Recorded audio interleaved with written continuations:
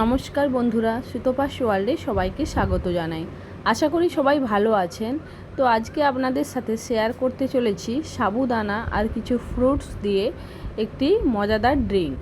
এটি খেতে জাস্ট অসাধারণ লাগে। এটি খুব বাচ্চা থেকে বয়স্ক এটি সবাই খেতে পারে। এটি কিছুক্ষণ ফ্রিজে রেখে ঠান্ডা করে খেলে ড্রিঙ্কটি খেতে অসাধারণ লাগে। এই ড্রিঙ্কটি বানানোর জন্য প্রথমে আমি 500 গ্রাম দুধ নিয়ে নিয়েছি। দুধটিকে আমি চুলায় বসিয়ে দিয়েছি।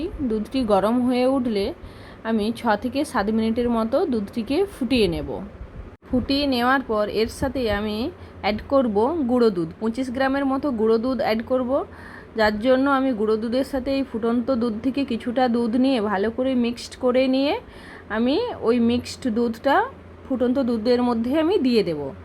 এরপর আমি এর সাথে অ্যাড করব চিনি। এখানে প্রায় 20 গ্রামের মতো চিনি দেব, বেশি চিনি দেব না। 20 গ্রামের মতো চিনি ওই ফুটন্ত দুধের মধ্যে আমি দিয়ে দিই। এরপর আমি আঁচ বন্ধ করে ওই দুধটিকে আমি একটা বোলের মধ্যে ঢেলে নেব। দুধটিকে নর্মাল টেম্পারেচার করে ফ্রিজের মধ্যে 15 মিনিট রেখে এরপর আমি ছোট সাইজের সাবুদানা আমি কিছুক্ষণ 2 ঘন্টা আগে থেকে ভিজিয়ে রেখেছিলাম।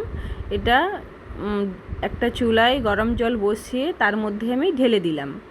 তো আমি সাবুদানাগুলোকে সিদ্ধ হতে দেব।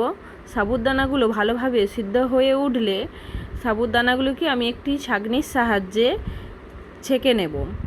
তো আমি জলটাকে ছেঁকে ফেলে দেব, দিয়ে দানাগুলোকে ছাঁকনির সাহায্যে ছেঁকে নেব, যাতে দানাগুলো একটার সাথে একটা জড়িয়ে না যায়। তার জন্য এর সাথে আমি ছাঁকার সাথে সাথে নর্মাল ঠান্ডা জলে একটু ধুয়ে নেব দানাগুলো। দিয়ে এইভাবে একটা পাত্রের মধ্যে আমি দানাগুলিকে রেখে দেব। এরপর আমি ফ্রিজে যে দুধটি 15 মিনিটের মতো ঠান্ডা হতে দিয়েছিলাম সেই দুধটি বের করে নিয়ে আসবো। এসে এই সাবুর দানাগুলোকে সেই ঠান্ডা দুধটির মধ্যে আমি দিয়ে দেব। দিয়ে একটি বোলের সাহায্যে ভালোভাবে নাড়িয়ে নেব। নাড়িয়ে নেওয়ার পর এর সাথে আমি কিছু ফ্রুটস অ্যাড করব।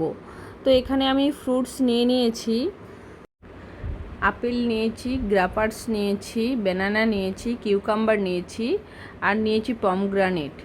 তো আমি এই ফ্রুটসগুলোই নিয়েছি। এরপরে আমি এই ফ্রুটসগুলিকে ওই সাবুদানা মেশানো দুধটির মধ্যে দিয়ে দেব। তো দিয়ে আবারও সবগুলি একসাথে খুব ভালোভাবে একটা চামচের সাহায্যে ভালোভাবে মিক্সড করে নিতে হবে। এই রেসিপিটি খুব তাড়াতাড়ি এবং খুব সহজ উপায়েই রেডি করা যায়। তো আপনারা চাইলে এটা করতে পারেন। তো এরপরে আমি উপর থেকে কয়েকটা কাজু বাদামকে কেটে ছড়িয়ে দিলাম। তাহলে এই ড্রিঙ্কটি একদম রেডি। আমার চ্যানেলটি এখনও যারা সাবস্ক্রাইব করেননি অনুরোধ রইল সাবস্ক্রাইব করার, লাইক করবেন, কমেন্ট করবেন। নমস্কার।